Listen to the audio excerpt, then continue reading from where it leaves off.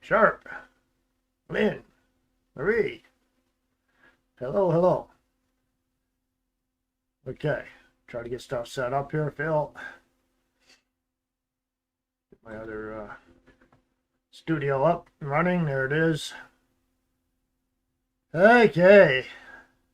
Wow, storms everywhere. Storms coming in here now.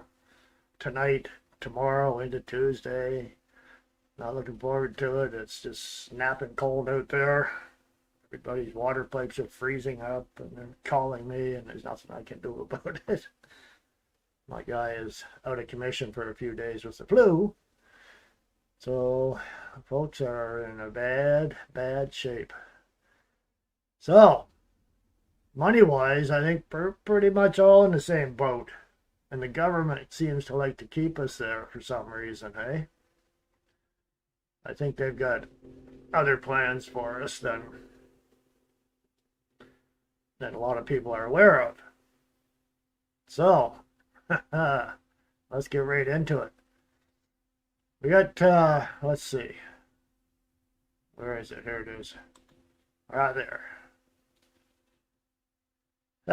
This is the Fraser Institute, a good conservative institute. January 20th. Fairly new article here. Current federal government's projected per person debt is $56,432, the second highest in Canadian history. Way to go, Liberals. Gotta love them, eh? Let's put everybody in the poorhouse. There's a reason for that, you know. I'll show you here later. Examining the federal debt in Canada by prime ministers since Confederation. 2026. Canada's 24 prime ministers have each left a legacy, especially Trudeau. And each of those legacies has an effect on all Canadians. One element critical to an analysis of each prime minister is whether he or she left the federal government more or less indebted than when first taking office. This bulletin measures the debt legacies of all prime ministers from 1870 to 2025. We examine the percentage change in inflation adjusted gross debt per person during the tenures of various prime ministers. By accounting for population growth and inflation, the level of debt accumulated by each prime minister can be compared through Canada's history. Historical context is vital to understanding the debt legacies of each prime minister. For instance, global conflicts such as World War I and World War II and multiple economic downturns contributed significantly to the substantial growth in debt per person that occurred during the tenures of Sir Robert Borden, 188.1%, and William Lyon Mackenzie, 145.2%. That was World War I and II. During economic downturns, the federal government collects less revenue and spends more as incomes decline and Canadians draw more on services such as employment insurance. These downturns contribute significantly to federal debt accumulation but are out of the direct control of prime ministers. One thing they don't touch on here, they seem to leave out, is foreign aid. In 2025, federal per-person debt is projected to be $56,432, which is the second highest amount in Canadian history, surpassed only by 2021. We know what happened there, the big worldwide event. During the first year of Prime Minister Mark Carney's tenure, federal per-person debt is expected to increase by 4.2%. And it might get more. I would bet a few bucks on that if I was a betting guy. Carney expected to be one of the only three prime ministers in Canadian history to increase debt during his tenure without experiencing a war or recession. God help us if we get into a war, because we're in over our head now in debt. And here they are.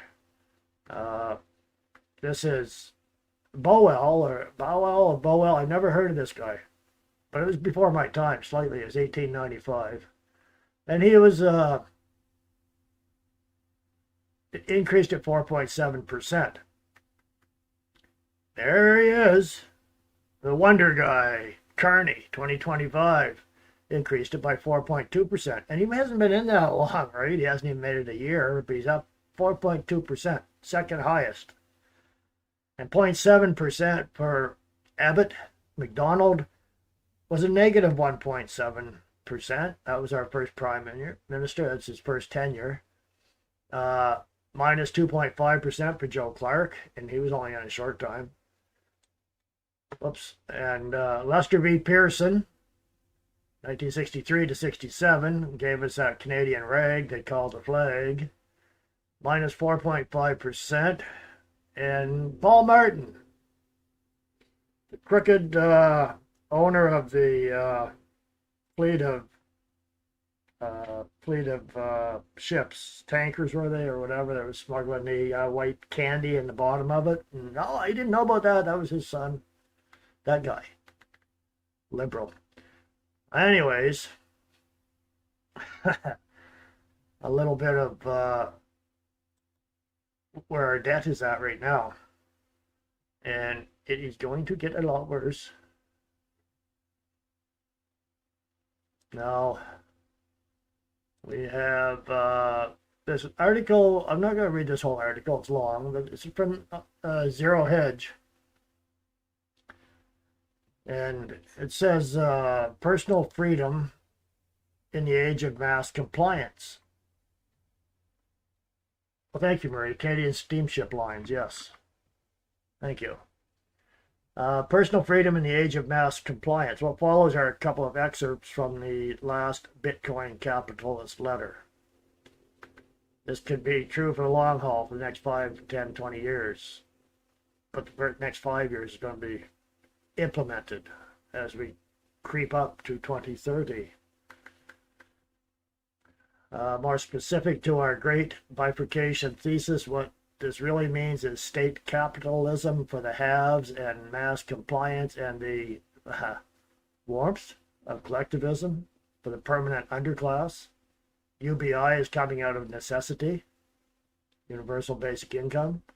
And anyone who thinks that isn't going to be some permutation of social credit, most likely based on personal carbon footprint quotas, is NGMI, not gonna make it. But if you obey, you might be okay for a while. Late Stage Globalism, a paper I came across recently in Nicholas Collins' Late Style Investment Theory, which came out in June 25. But Collin was recently, oops, I keep hitting that button on the mouse. Was recently a guest on Hidden Forces. His paper posits that we are entering the maturity phase of the computer networking information age. The state and the economy are in the process of merging. And that is, I would call that communism myself. Or it could be Marxism, or maybe a hybrid right now of both. We're seeing a kind of inexplorable slide into a state-directed capital allocation. It's taking forms peculiar to its cultural backdrop, but it's happening all over the world. And we can see that at Davos. We can see that through the WEF. Russell Napier calls it national capitalism. He also appeared on the Hidden Forces a year back. WEF luminaries like Mariana Mazzucato, wholly in favor of the trend, calls it the entrepreneurial state. I keep saying it's the state running everything. My favorite version is George Gilder's Emergency Socialism. It's kind of where Carney's leading right now. Oh, it's an emergency. It's an emergency, but I'm the guy to take care of it. It's a snake. U.S. public debt at 122% of GDP, 255% including the private sector. France, 112%, 300% total. Japan, 260%, and 400% total. But in this not mentioned here is, the guy says, he says, I'll add Canada. Canada's total government debt, all levels, is 120%, and our we're over 100%. and our private debt on its own is north of 200%. This affects everybody in their pocketbook. These levels dwarf anything seen during the 1970s inflation. The options are brutally limited. It shouldn't come as a surprise to anybody. Governments cannot meaningfully raise taxes, and the increase can only be performative and symbolic. Those who pay the lion's share of them have already demonstrated a willingness to relocate if the tax the rich slogans translate into excessive action. The Canadian government put on an exit tax. So anybody who thinks they're just going to pull up stakes and take their company and move, you're going to pay a heavy tax just to get out of the country. That is not a free society, folks. Governments can't cut spending because various entitlement programs dominate budgets. That would be, let's see, maybe the food program, the free food program, the free dental care, the free health care, $10 daycare. It goes on, and there's nothing free. But they love throwing that term in. At the front of the program. Oh, it's free. You might be right, but I don't think governments believe that. They're looking to AI to ignite a productivity boom that can outpace the debt bubble. I don't think that's going to work. Well, whether Colin is correct or governments believe their own mantra about a productivity miracle in the offing, both roads lead to the same place. There's only one political viable path, and that is inflation. Run it hot, basically. Keep that inflation going. As prices rise and real rates fall, voluntary demand for government bonds evaporates. That's why we've been seeing yields on sovereign debt spiking higher for over a year. We're talking about bank bail-ins now. I see that was a U.S. Channel I watch, which is kind of scary. Where am I here? States that once relied on global capital markets increasingly treat capital as a strategic resource. That means they think we're a strategic resource because that's where they get their money from. Things like strategic Bitcoin reserves. This is my comment, not his. This guy's big into Bitcoin. The open rules-based order may still assume to be in place is actively unraveling. And that's intentional. Napier talked about all this a year ago and never once uttered the word Bitcoin, let alone crypto.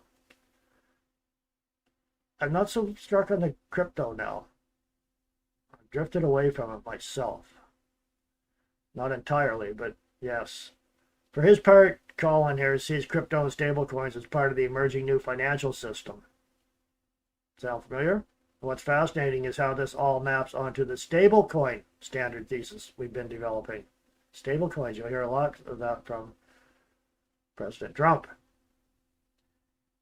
He sees dollar-backed stablecoins as America's attempt to extend monetary hegemony into the digital age, essentially creating a new channel for petrodollar-style recycling or foreign demand for USDT and USDC indirectly finances U.S. government debt.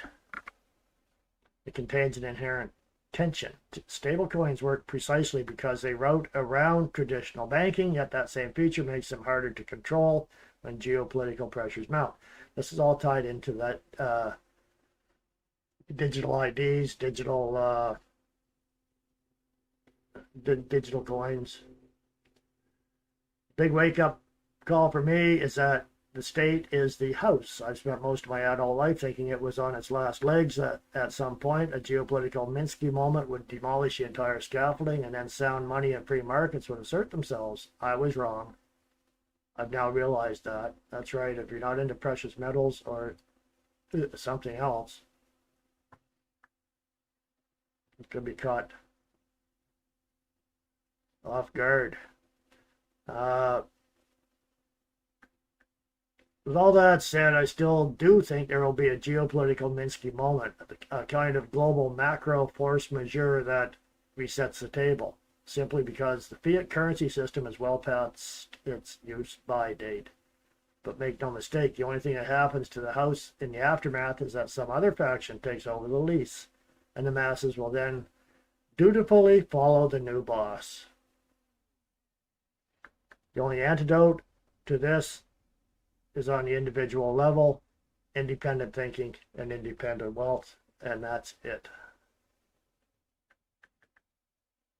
So what's emerging is increasing numbers of plebs are checking out of the system, trying to degen their way to wealth and not even bothering to vote for a system that has essentially abandoned them.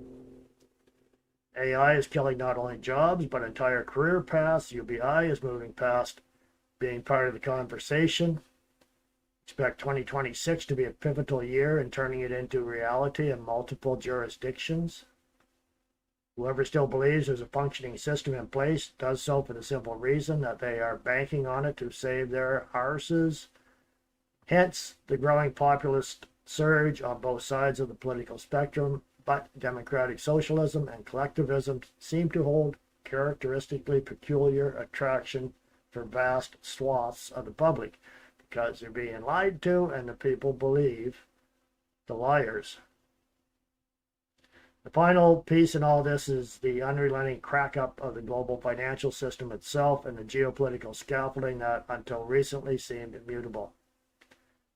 I reiterate my old prediction that Donald Trump will be the penultimate president of the United States as they are understood today. Whoever comes after will be the last. And then the U.S. will morph into something else similar to the breakdown of the USSR in the early 90s. The same thing is happening in Canada, where there are now 3 separatist movements: Quebec, Alberta, and now Saskatchewan. So the article covers it pretty good. It's not nice by all means, but we don't have any say in this really. So it's just a heads up to, in 2026 is going to be a pivotal year apparently, and Monday is supposed to be a big day. Nobody's really saying what, but financially, yeah, we'll find out tomorrow. This week, Parliament resumes. Carney would be nowhere to be found probably. If he does, he's just going to cut and run when he's in there. If the heat gets on, he just bolts. So it's going to be quite a session this year. The media is just badgering the conservatives and pushing and promoting Carney like he's the savior. We know better than that, don't we? So we had WEF in Davos just ended. It's pretty interesting. It had its moments. Carney's speech ticked off Trump. Trump's speech that kind of put Carney back in his place. And now we're paying the price. We'll see how that works out. And this is going to be an explosive year, that's for sure. Probably going to be an election. Everybody's calling for it in the spring. We'll see. So, anyways, we had Mark Morano was over there from the Climate Depot. That was his first time. So, Mark is, I'll go put Mark on here. I like him. He's a smart dude. Bring him up here for you.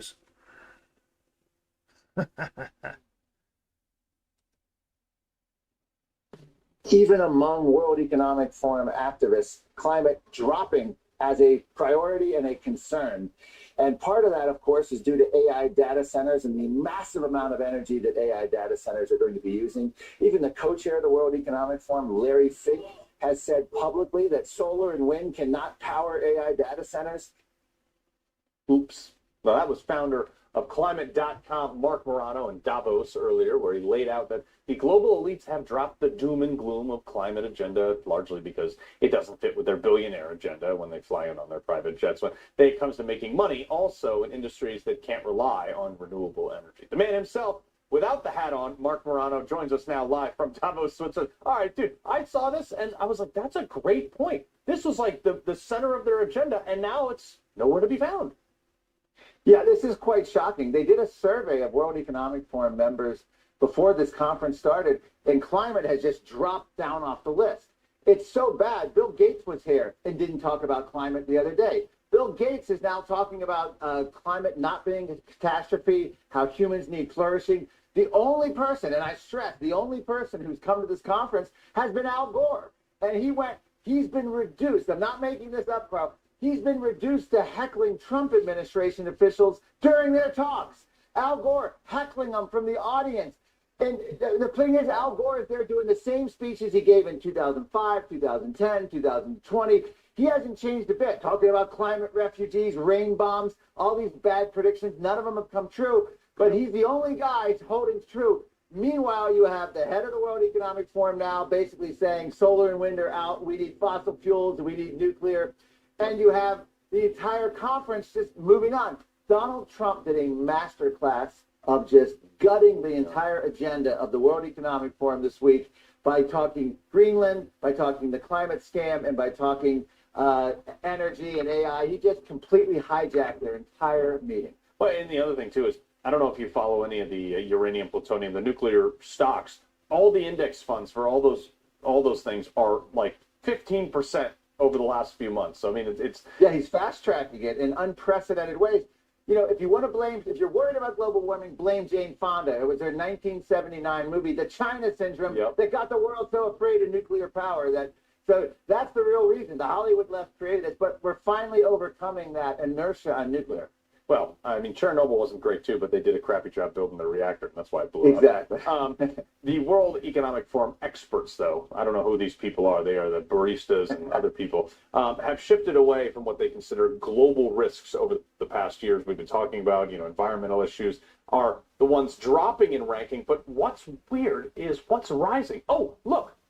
Geoeconomic confrontation is at the #1 issue, up from #9 last year. Extreme weather events dropped from 2 or 4 all the way to the bottom at like #19, whereas pollution fell from 6 to 9. Weirdly, inflation concerns went from 29 last year up to 21 this year.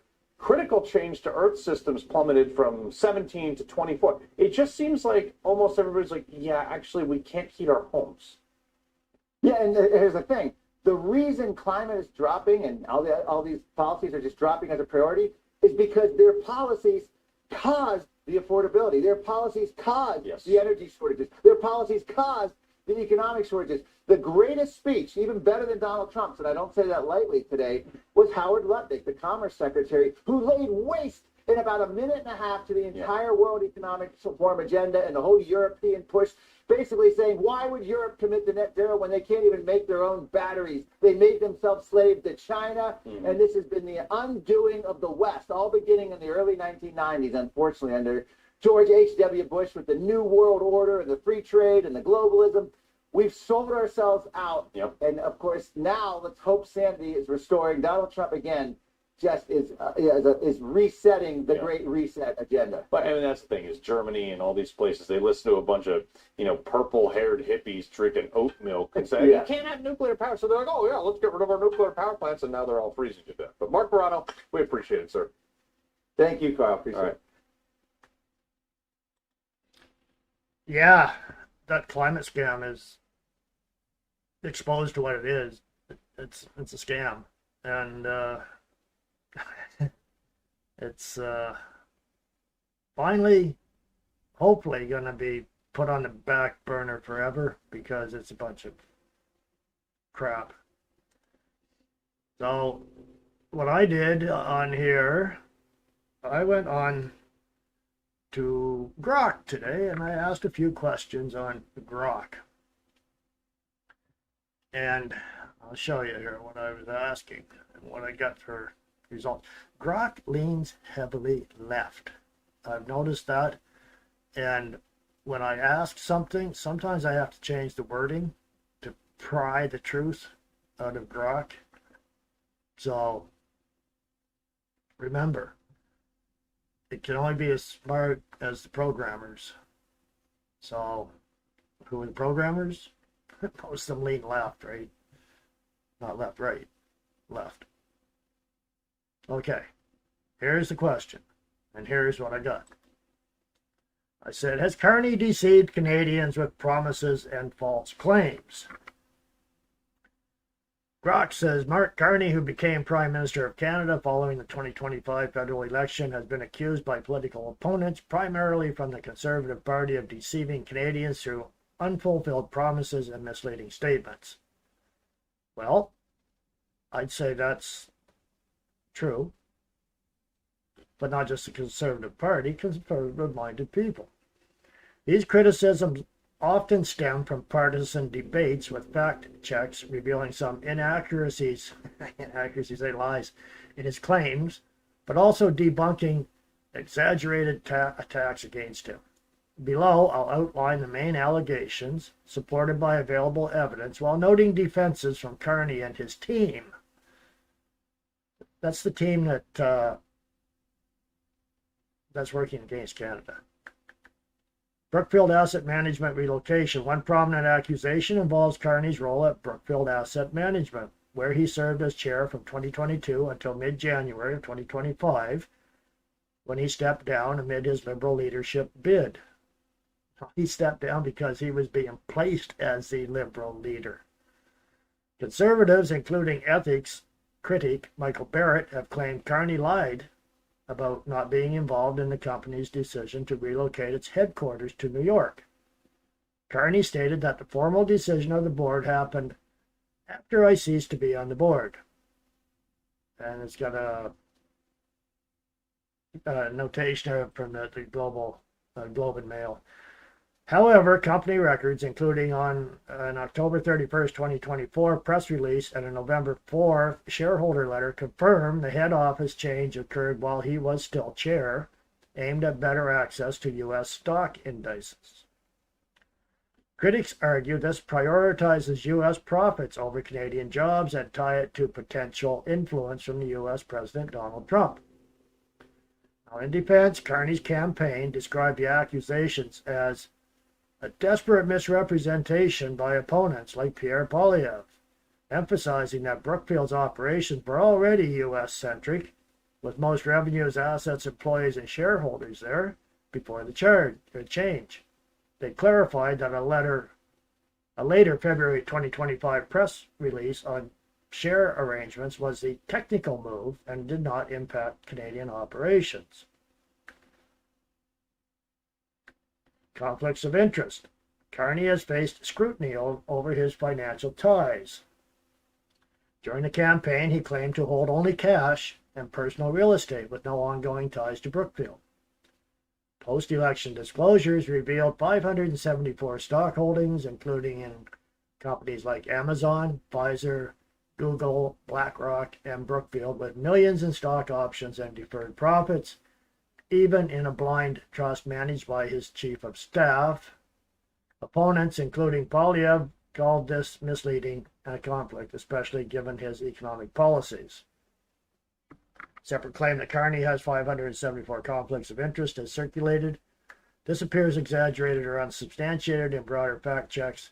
No independent verification confirms the exact number of conflicts rather than mere holdings.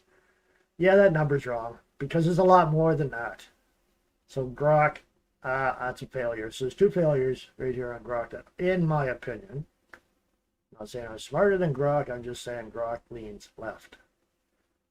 Campaign promises versus actions. Carney campaigned on elbows up nationalism, promising defiance against U.S. threats like tariffs from Trump, including retaliatory measures, a digital service tax, and trade diversification, resetting ties with China and building links with Asia Pacific and Europe. He also pledged to double home building, launch ambitious infrastructure at speeds not seen in generations, cutting wasteful spending by 15%, balance the budget in 3 years and end reliance on the U.S. Yeah? Critics argue his actions show deference rather, instead dropping retaliatory tariffs and the digital services tax, committing to U.S. demanded military spending, the F-35 jets, for example, securitizing borders, allowing U.S. oil firms high profits from Canadian resources, and investing Canadian pensions in U.S. markets. Housing starts have reportedly collapsed, down double digits in Toronto, 13% nationwide. No major new infrastructure like pipelines has begun. Federal spending rose 8%, $37 billion increase. Deficits are higher than under predecessor Justin Trudeau, and the bureaucracy grew 5% despite cuts pledges. Parliamentary budget officer confirmed Carney inflated investment claims by $94 billion and altered accounting standards. Just a little bit of fudging stuff there, right? Poilievre summarized this as promising strength but delivering surrender. Defenders note that Carney inherited a minority government, thank God for that, and complex U.S. relations with some actions, MOUs with China, aimed at diversification, though critics call these non-binding and risky. Others praise his globalist approach as pragmatic in Trump's policies. What was the elbows up crowd that praised his globalist approach as pragmatic? Election campaign claims during the 2025 election, fact checks identified inaccuracies in Carney's statements. They're lies, they're not inaccuracies. He claimed Canada avoided a recession in 2008 and 09 as Bank of Canada governor. In reality, GDP dropped for 3 quarters. He said motor vehicle manufacturing was Canada's second largest export with 125,000 direct jobs. It was third largest with 138,520 jobs. He accused Poilievre of planning to eliminate foreign aid. Poilievre called for massive cuts, but not total elimination. Claims against Carney were also debunked by Snopes. Snopes is garbage. So if Grok is using Snopes, that tells you a lot. So anyways, including false rumors of orchestrating U.S. Treasury sell-offs, calling Western society morally rotten. I believe he did say that. I'd have to look that up. Family ties to Trudeau, plagiarism in his thesis. Well, that was proven. I can't find the ties to Trudeau. And AI-generated images linking him to controversial figures. I guess so would be the beach with Ghislaine on the beach. But the other pictures were not AI generated, so they're not all AI generated. So, and that's another ain't for Grok. Other criticisms, such as shifting messages on pipelines, not forcing them through Quebec. He never had any intentions to do that. Or digital ID, opposing it in the UK, but including it in Canada's 2025 budget. So it's coming. Appear in public discourse, but lack unanimous fact-check consensus as outright deception. The broader context of public opinion. On platforms like X, formerly Twitter, sentiments are polarized. Supporters view Carney as a steady leader, navigating global challenges, while critics label him a liar on issues like trade deals, energy policy, and ties to China. A $250 million deal seen as selling out Canada. What about that big loan for Brookfield? They don't mention that in here from China. No, they don't. They kind of skip over that one. These reflect a partisan divide, with conservatives amplifying deception narratives to undermine his minority government. I think Carney's doing a pretty good job of that himself right now. Ultimately, whether Carney has deceived Canadians depends on perspective. Fact checks confirm some misleading statements and unfulfilled promises. But many accusations are politically motivated, and his administration argues actions are adaptive to realities like U.S. relations. Okay. So then I went on. I didn't stop there, of course. I asked this question. The YouTube channel Moose on the Loose has a moose chart. Is it accurate? Now, Moose on the Loose is great. He works hard. I think it's as accurate as you're ever going to get. I wanted to see what Grok said about it. So I put it to Grok. This is what this thing said. The Moose on the Loose YouTube channel, run by David, is a Canadian political commentary channel focused on conservative-leaning critiques of federal politics, particularly targeting figures like Prime Minister Mark Carney, conflicts of interest, ethics issues, and alleged corruption ties. Example, to global entities, Brookfield, or international figures. The Moose chart, often called, oh, I hit that mouse again, often called Moose chart, or Moose chart, is one of its most prominent creations, a large interactive visual flowchart mind map hosted on Miro.com, and there's a link on here. With multiple mirrors due to high traffic, it maps out claimed connections, holdings, conflicts of interest, and influences involving Carney and related entities, individuals. It has been frequently shared and discussed on X and other platforms since at least mid-2025, with updates and mirrors posted by the creator. Is the Moose chart accurate? Accuracy is highly debated and partisan. So it's having a hard time to define that, right? With no broad consensus from independent fact checkers or mainstream media confirming it as fully reliable or debunking it wholesale. Here's a balanced breakdown based on available discussions. Supporters' view, common among conservative audiences on X, Facebook, Threads, and Reddit. Many describe it as fact-checked and vetted for accuracy, with sources and links provided in video descriptions or on the chart itself. Fans credit the creator for extensive research, calling it compelling evidence of corruption, conflicts, like Carney's holdings, Brookfield ties, and connections to figures like Trump-related entities or globalists. Some compare it to investigative journalism, exposing U.S.-style issues in Canada. It's praised for being transparent, receipts and links included, and has gained traction in anti-Carney circles. Critics from opponents and neutral observers, maybe like the O Show. I'm not going to put her on here. Not Babcock, no. But she would be a critic of Moose. It's often dismissed as partisan speculation. A conspiracy-style web of connections exaggerates or misrepresents ties without sufficient context or proof of wrongdoing. How much proof or ties would it take?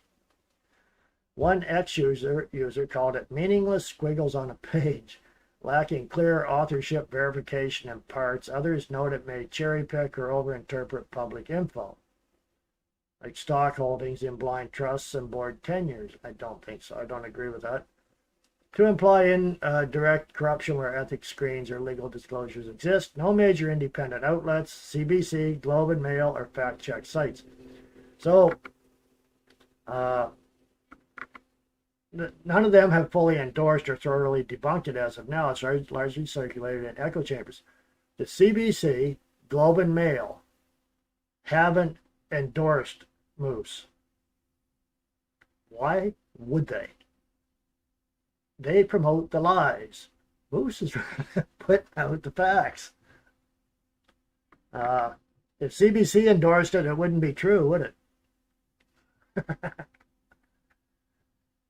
Neutral observations. Chart is visually dense and resource heavy. Can crash browsers. Pulling from public records like disclosures, company filings, and news articles.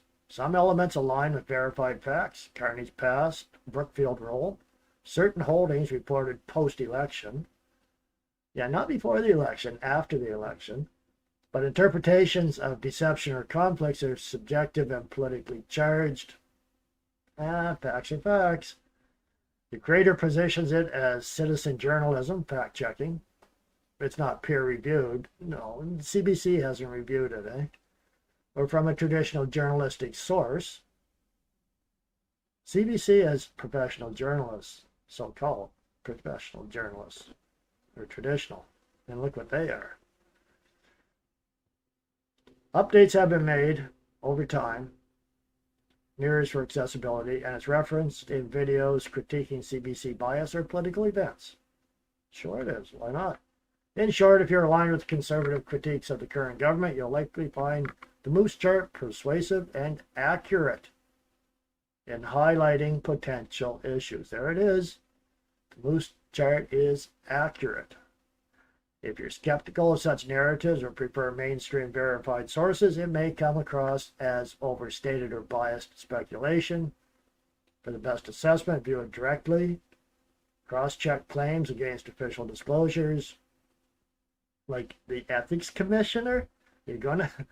If I had my druthers between Dave on Moose and the ethics commissioner, you know which one I would believe. I sure as heck wouldn't be the ethics commissioner appointed by Trudeau or Carney.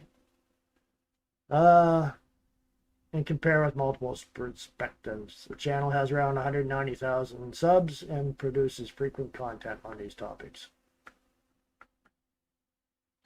So, compare Jordan Peterson. Jordan Peterson, prominent Canadian psychologist, author, and public intellectual known for his conservative-leaning critiques of progressive policies, globalism, identity politics, and centralized planning, has been highly critical of Mark Carney, Canada's current Prime Minister.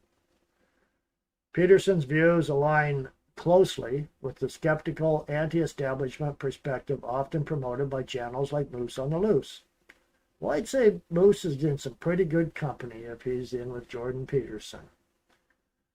Moose on the Loose and its Moose chart, which portrays Carney as embodying deceptive globalist influences, conflicts of interest, and policies harmful to Canadian sovereignty and prosperity. Key areas of alignment with Moose chart style criticisms. Peterson's commentary echoes many of the core allegations in the Moose chart and similar conservative narratives. Globalism and WEF ties. Peterson frequently describes Carney as a key figure in the WEF and Davos elite circles, pushing a utopian, green, globalist agenda that prioritizes international bodies over national interests. He has called Carney's vision a form of central planning and deindustrialization, warning it represents a post-national worldview detached from Canada's historical foundations, Judeo-Christian and common law traditions. This mirrors the Moose chart's emphasis on Carney's connections to global entities, Brookfield, and alleged elite networks that undermine Canadian priorities. Economic and energy policies, net zero carbon policies. Peterson has repeatedly ripped into Carney's support for aggressive net zero transitions, carbon pricing, even if it's shifted to industrial sectors to make it hidden, and leaving fossil fuels untapped, estimating massive costs to Canadian families, hundreds of thousands per household in economic pain. He views these as delusional, economically destructive lunacy that accelerates decline, increases social disorder, and favors environmental utopianism over prosperity.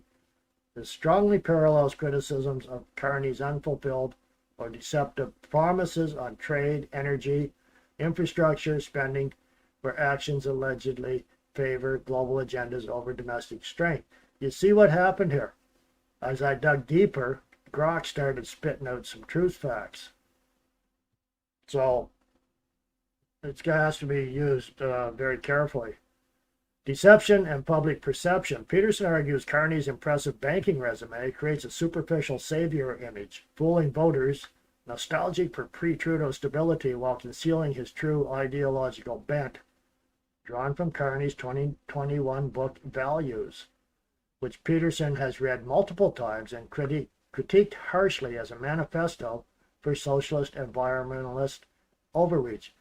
I think Carney might kind of maybe have second thoughts about writing that book now because it's all out in the open.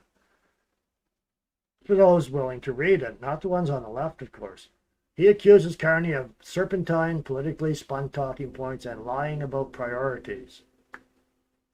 Example, not truly valuing a prosperous Canada. This is all facts. This resonates directly with Moose Chart accusations of misleading claims, hidden conflicts, and prioritizing foreign U.S.-centric interests over Canadians. Political warnings in interviews with Joe Rogan, Ezra Levant, and on his own podcast, Peterson predicted severe consequences if Carney led, including choosing severe pain over course correction, accelerated economic decline, and weakness against figures like Donald Trump. He has suggested Carney lacks leverage in global forums due to his positions, and that his rise was a liberal tactic to maintain power. Well, sure it was. We know that. Recent clips, even in 2026, continue to expose why Carney can't stand up for Canada or the pressure of external threats. Points of difference or nuance. While the overlap is substantial, Peterson's critiques tend to be more philosophical and psychological, focusing on Carney's values, utopian thinking, and elite detachment rather than a granular connection, mapping chart style like Moose on the Loose, which dives into specific holdings, board tenures, and alleged corruption webs. Peterson rarely references exact deception timelines or stock-by-stock conflicts, but frames them as part of a broader ideological betrayal. He also emphasizes broader cultural, moral decline in Canada, tying Carney to ongoing liberal patterns, like comparing him to Trudeau as woke, broke, net zero fanatics. Almost done here. I think this is the last one. Peterson's public statements are very much in sync with the Moose Chart's thrust. Both portray Carney as a deceptive, globally oriented figure whose promises mask harmful policies that prioritize elite international agendas over ordinary Canadians' economic well-being, sovereignty, and traditional values. If the Moose Chart resonates with you as evidence of systemic issues, Peterson's repeated takedowns in podcasts, videos, and writings provide intellectual reinforcement from a high-profile critic, often calling Carney no savior and warning of destruction to Canada's prosperity.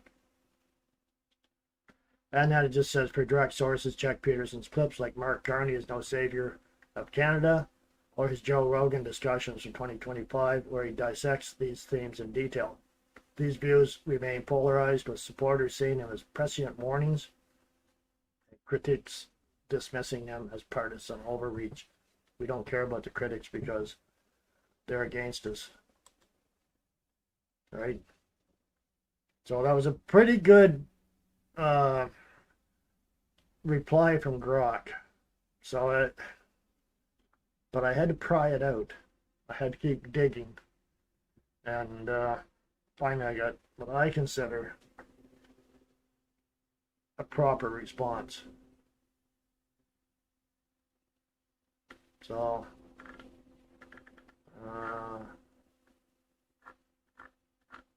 then that was basically what I had on here, but I got to go to some things here I want to show you. We got a few videos, short clips. We got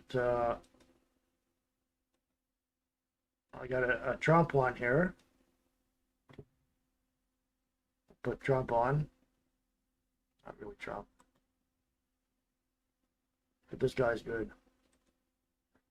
This is your favorite meteorologist reporting live from the snowstorm. It's very cold.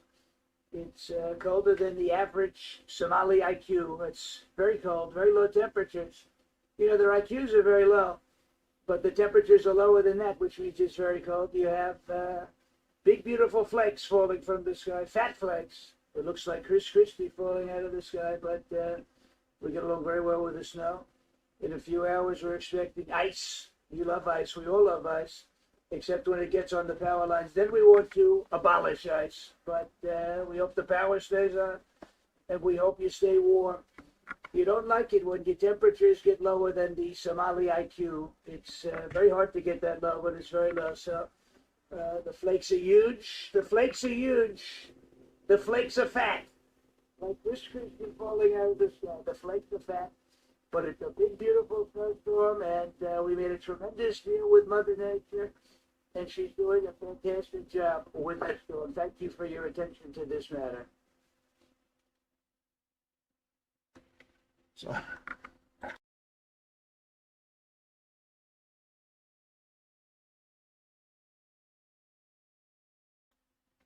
okay, so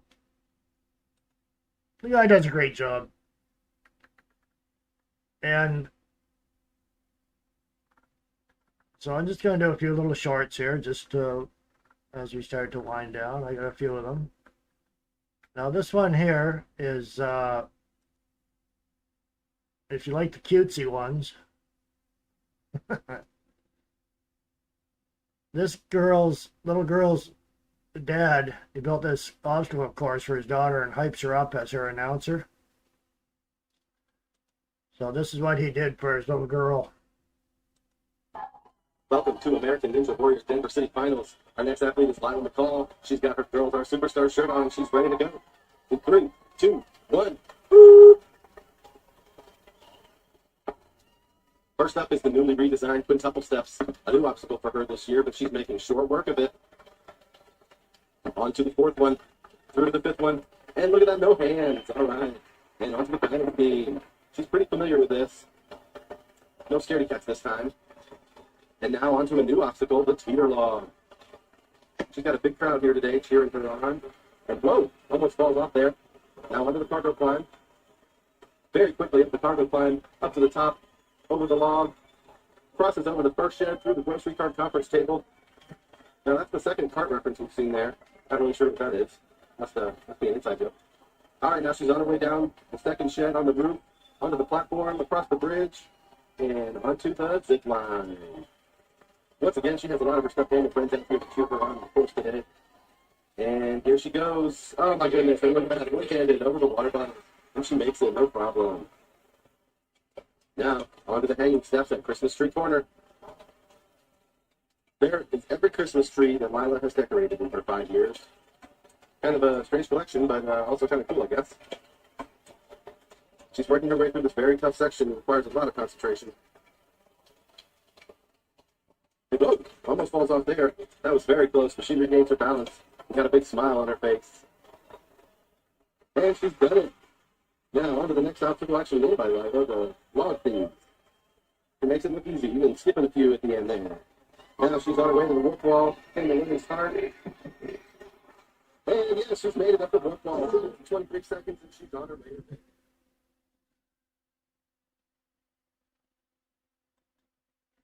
Well, the guy did a great job on that for his little girl. She did a great job getting through that whole obstacle course. And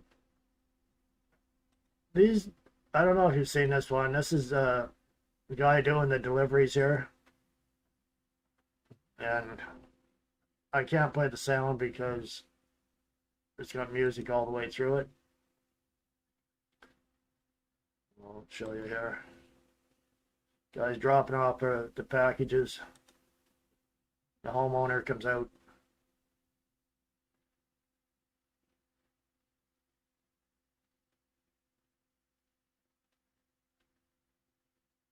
Obviously a senior in later years.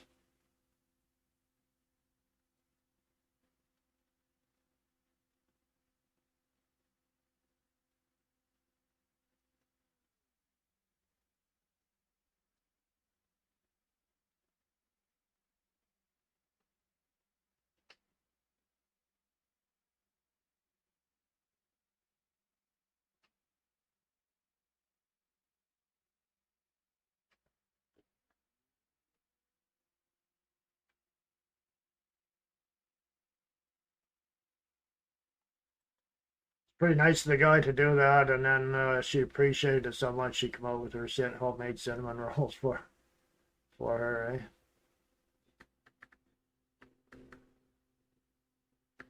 So here's this is from the official record, Satire Squad fact checking Mark Carney, Global News interview. That's the one he did with Donna Friesen, that she coached him all the way through, or praised him all the way through.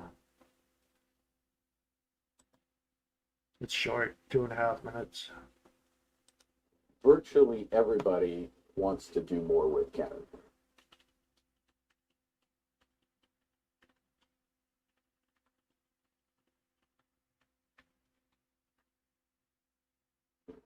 So that's true in Asia, whether it's the Philippines, Thailand, Singapore, the ASEAN countries, which are almost a quarter of the world's GDP. It's Indonesia, it's the European Union, it's the UK.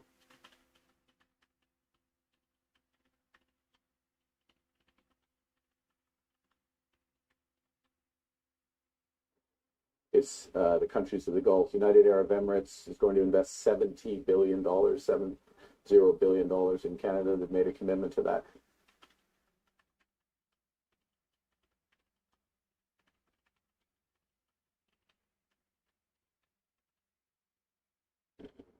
They made the commitment. We didn't ask you.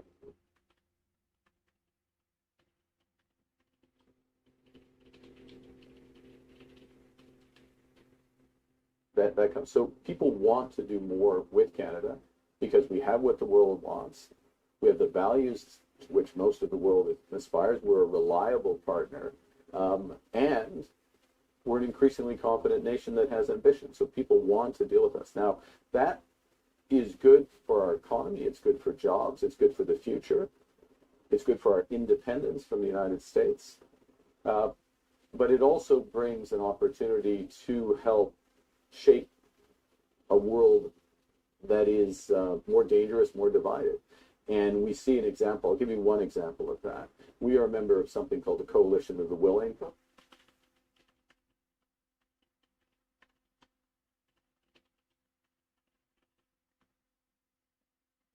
To support Ukraine.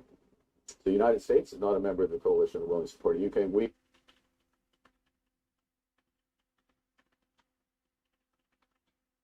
are major European countries. Australia is in United Kingdom as well. So we're helping to shape, to create the possibility of a lasting peace, there through security guarantees and other support. And that type of coalitions, different countries coming together on different issues, I think we're going to see more of that.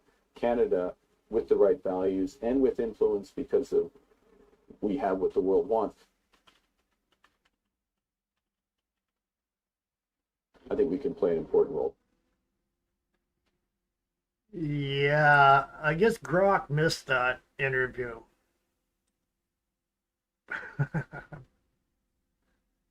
Yeah. And this one you may have already seen because it was Donut Dougie there, Cheesecake Dougie had it, and this cat turd posted this one. If you're not following Cat Turd on X, he's good. Canada's auto industry is under enormous pressure, with over 90% of Canadian production destined for the United States. There is no industry without US access and North American integration. Diversification is not an option for automotive, as markets in Europe and Asia are better served by assembly plants in those regions. Canada's market alone is too small to justify large-scale manufacturing. The future of Canada's auto industry and the hundreds of thousands of jobs that it supports depends on securing our trade relationship with the United States. The federal government's decision to open the Canadian market to Chinese EVs is deeply concerning. The Canada-China strategic partnership has the potential to undermine Canada's auto sector and presents risks to the future of our integrated North American automotive supply chain. As the Premier has outlined, it is critical that the federal government rectifies this situation by taking immediate action to bolster the competitiveness of the very companies that have been building cars and employing Canadians for over 100 years. Step one is repealing the costly and redundant EV sales mandate. Under the new Canada-China Strategic Partnership, Chinese manufacturers that do not build cars in Canada or employ Canadians will receive up to $980 million per year in compliance credits. These compliance credits will be paid for by the very companies that operate here, taking money that could be reinvested in Canada, in Ontario, and sending it to China. Step 2 is taking action to make Canada more competitive for auto. We must urgently lower the cost of investing in plants, machinery, and R&D to give Canada an edge over other jurisdictions. The future of Canada's auto industry hangs in the balance. The actions that we take now will determine whether or not we have an industry for 100 more years. Thank you. Yeah, Carney's green new scam, as Trump would call it, is basically taking the country down and handing it over to China. So, Carney better not screw up Trump's Golden Dome defense system. I agree with you 100%, but that's what he's going to try to do. It's exactly what he's trying to do. Now, here's another one here. It's 3.5 minutes long, but it's at the WEF, WEF. From Concerned Canadian, it says the Euro central bankers fundamentally disagree with Carney, but not one word on this by our MSM. And they would never ever say anything negative about Carney, would they? They know who's butter in their bread, so to say. So I want to start, if I could, with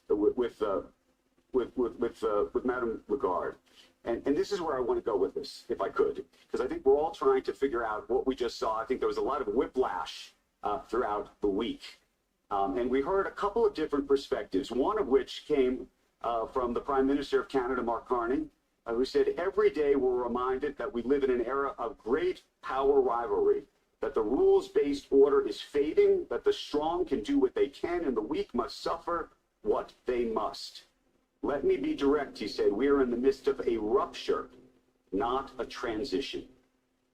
And I think we all want to understand whether you agree with that and what it means. Thank you so much, Andrew, and good morning to all of you. I'm not exactly on the same page as Mark, and having 25 years of business background, I think that we policymakers are at a point where we have to look at Plan B or Plans B, but even with those Plans B, which have also been articulated by Ursula von der Leyen, I'm not sure that we should be talking about rupture. I think we should be talking about alternatives. We should be identifying much more so than we have probably in the past, the weaknesses, the sore points, the dependencies, the autonomy. But obviously, I take the view that from an economic and from a business point of view, we depend on each other. We have these very strong links and bind. Suppliers sometimes are in a position of strength. Demanders, if I look at supply and demands, have also a position of strength. And I think that all directions have to be explored, and that my takeaway personally as a central bank president is that we have accountability to the truth. My economist often says, try to distinguish the signal from the noise. Well, I think we've had a lot of noise this week, and it's been a tremendously interesting and fascinating week from all perspectives. But our duty as central bankers, our duty as economists, is to distinguish the signals from the noise. And I would make one point, Andrew, if I may. We hear lots of numbers floating around. And I would just like to call your attention to the fact that numbers have to be defined, identified. When you hear, huge growth numbers, for instance, most of those numbers are nominal growth numbers. The The real numbers are the real growth numbers. So when you hear 5% here, or 6%, or 7%, or 3%, in most instances, those are nominal numbers. You then have to take into account inflation and deflate those nominal numbers by the inflation. Then you get to the real numbers. This is one of the few things, I know it sounds a bit esoteric to the non-economist, but it's important to actually speak the truth. And that's one of my takeaway from here. We have to distinguish the signals from the noise. We have to be honest about the numbers that we use, and we rely on inflation expectations. We rely on the forecasts that are produced by our teams. We have to be honest when we publish, identify, communicate, and leverage on those numbers. There are lots of other issues that I could come to, but this is my takeaway at this point in time. Yeah. So when the WEF doesn't agree with Carney,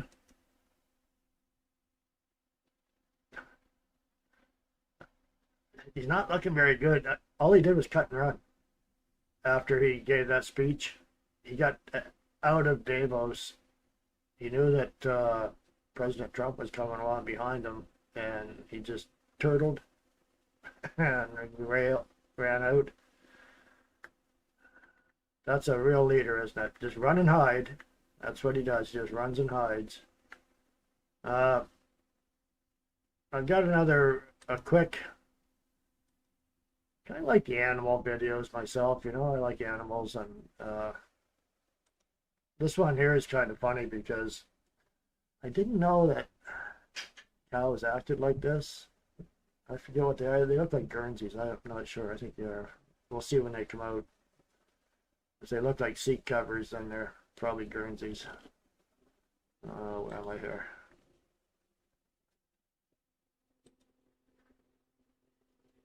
Yeah.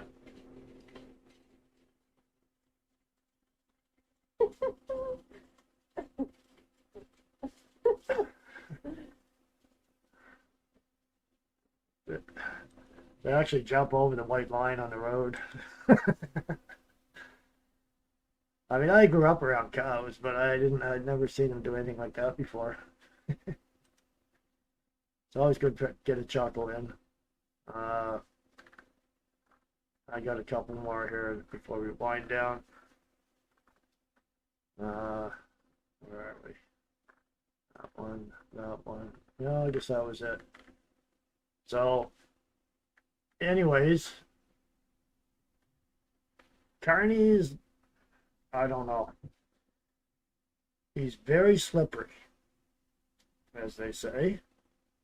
Whether he's going to take the fall. We got Parliament, like I say, starting on Monday. It's going to be a hot session this year. So hopefully they can rattle him. Steve McKinnon is one that gets me because he just gets up there and just throws the garbage out and just points fingers and keep repeating himself over and over. And not one of them will answer a question. So we'll see. I'm looking forward to. I got a little bit of time catching it live. Okay. So anyways, that's it. I hope I didn't bore you too much. Hope you enjoyed this. It's always great to see you all on here. Who's the guy here anyways? Bill, Marie, John Renault, GM Railroad, Bay. Yeah. Oh, Lynn is here. Well, it's Deborah. Let's see. I was, I'm not sure how to pronounce that. That's 999. All the postal workers got the notice, really. Interesting.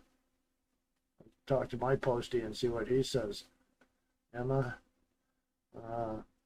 Sharp. Yeah. Well, okay, folks. We'll do it again next week. And we got a big storm coming through here, coming up from the U.S. U.S. got whacked hard, still getting hit. And I'm going to be hunkering down inside for 2 or 3 days before I get out to get the snowblower out and clean up. So folks, have a great week. Actually, have a wonderful week. I'll see you next week, next Sunday. Bye for now. God bless.